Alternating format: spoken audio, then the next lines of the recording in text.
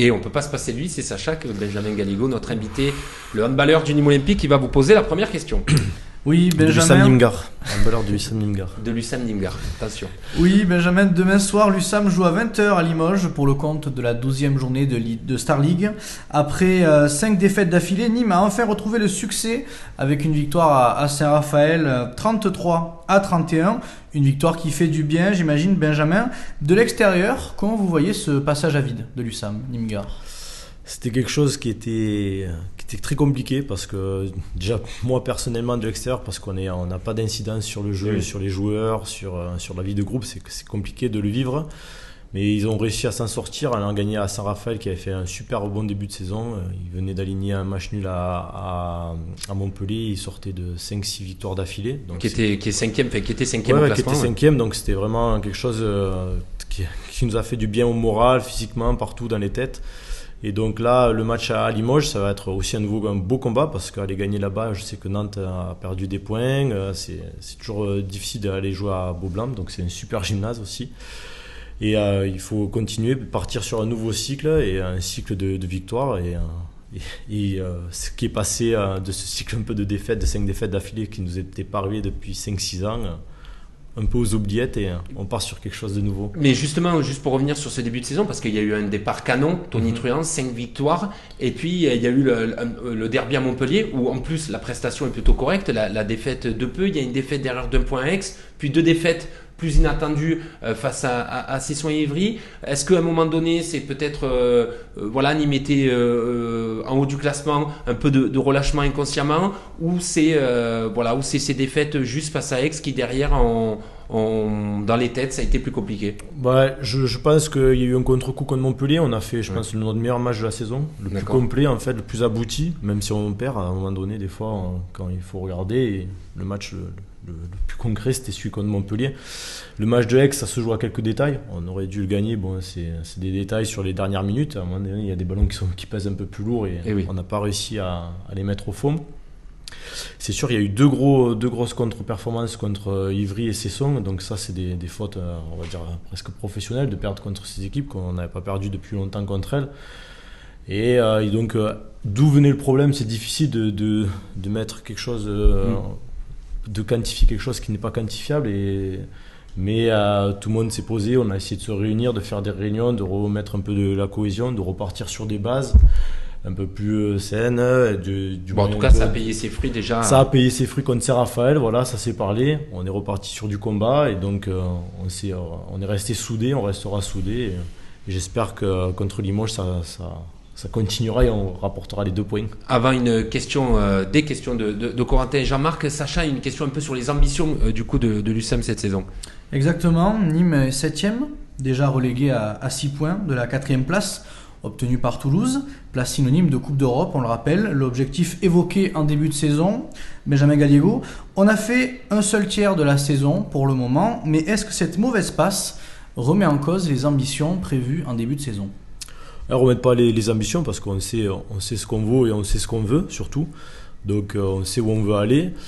Malgré c'est sûr, on est perdu des points en chemin, il faut être honnête envers nous-mêmes. Donc les ambitions vont rester les mêmes. On va essayer d'aller chercher cette 4e place qui est importante pour nous, pour la ville, pour les supporters, parce qu'on veut regoûter à l'Europe et c'était des magnifiques moments pour tout le monde.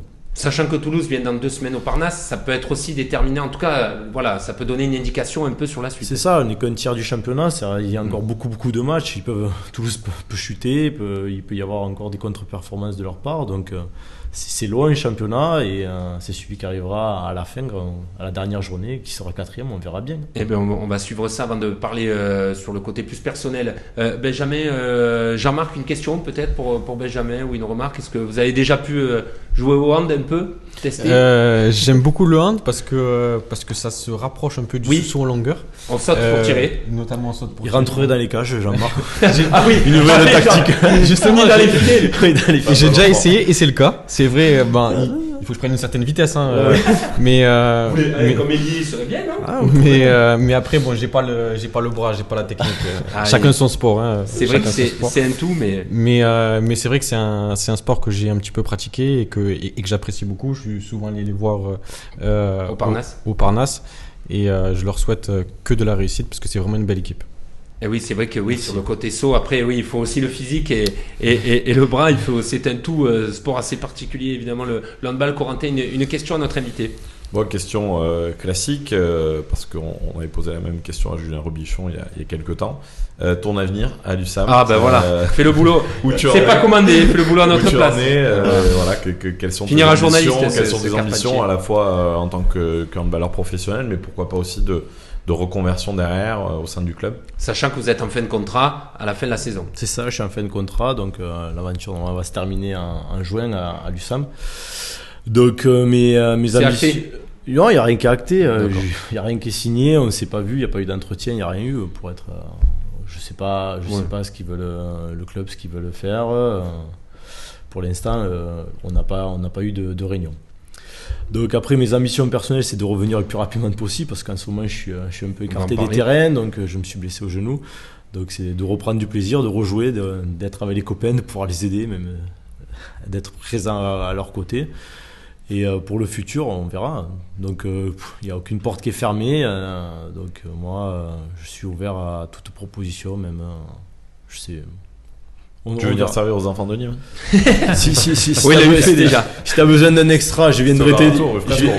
Je viendrai t'aider avec plaisir, mais non, il y a des projets qui se construisent en ce moment, donc ça prend pas mal de temps et donc il faut préparer surtout l'avenir parce que ça arrive vite. Oui, justement, vous êtes éloigné là des terrains depuis quelques semaines. Voilà, qu'est-ce qui se passe un peu? C'est au niveau du genou, voilà que vous avez été opéré aussi. Donc je me suis opéré du tendon rotulien, donc voilà, le genou et la cuisse, la jambe droite ne pouvaient plus suivre, donc j'avais trop tiré dessus, donc c'était une blessure de. Vous faisiez des infiltrations déjà pour. Oui, j'avais fait des infiltrations, j'avais essayé de faire des PRP, de faire une rééducation, mais.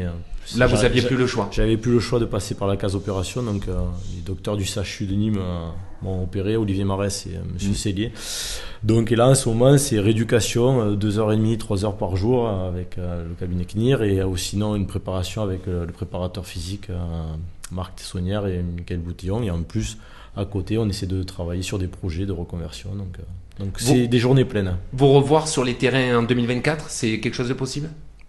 C'est pas quelque chose, ça va être possible. Ouais, ça va être possible. C'est comme Jean-Marc, on va récupérer la médaille. Ouais, c'est sûr. Non, mais dès février pour la reprise du championnat, où il faudra peut-être. C'est difficile de dire une date parce que déjà, je sais même pas quand est-ce que je vais pouvoir recourir. Là, j'espère d'ici 2 semaines recourir, aller faire des gammes, peut-être à Rouvière. Ouais. Donc, pas trop de sauts, Jean-Marc. Non, t'inquiète pas, je step by step. Je ferai pas les 17-22. Oui, on va la jouer simple. Voilà, non, mais de recourir step by step, comme tu dis, et ça va être important. Et je sais, dans ma tête, j'ai des objectifs qui sont fixés dans ma tête. Je sais que je vais y arriver. Et on les dira en temps et en heure. En tout cas, pour prolonger la question que Corentin nous a piqué sur votre avenir, en tout cas, voilà, on a bien compris, semble-t-il, que ça se terminera avec l'USAM. Mais vous, dans votre tête, vous avez 34 ans, vous voyez encore jouer 1 ou 2 ans, voilà, ça peut être dans un autre club. En tout cas, dans ce que vous avez un peu planifié, vous voyez encore sur le terrain quelques années? Bon, dans ma tête, pour être honnête, j'ai encore 22 ans. Mon corps un peu plus vieux. Non, il n'y a rien qui est planifié, il n'y a rien qui est fermé.